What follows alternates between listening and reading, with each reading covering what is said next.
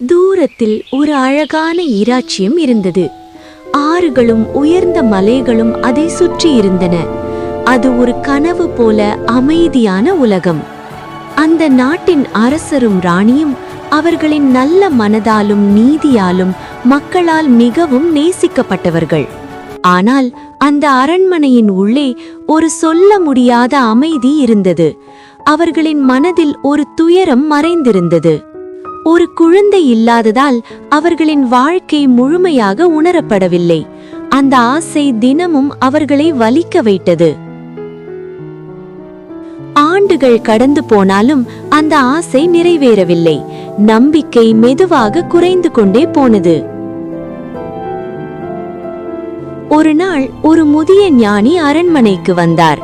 அவரின் கண்களில் ஒரு ரகசியம் இருந்தது. அவர் சொன்னார், ஒரு மந்திர ஊற்று இருக்கிறது. தூய மனதுடன் அதில் குடித்தால் உங்கள் ஆழ்ந்த ஆசை நிச்சயம் நிறைவேறும். அந்த வார்த்தைகள் நம்பிக்கையை கொடுத்தது. ராணி தனியாக அந்த மர்ம காடுக்குள் பயணம் செய்தாள். அவள் மனதில் ஒரே ஆசை.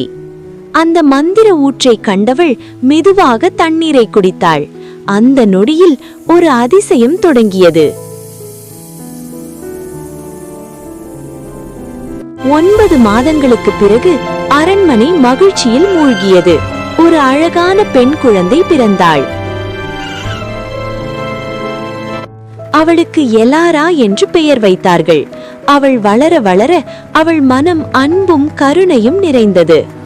அதன் பிறகு அந்த அரண்மனை சிரிப்பால் நிரம்பியது. அவர்கள் வாழ்க்கை முழுமையான மகிழ்ச்சியாக மாறியது. அவர்கள் என்றும் சந்தோஷமாக வாழ்ந்தார்கள்.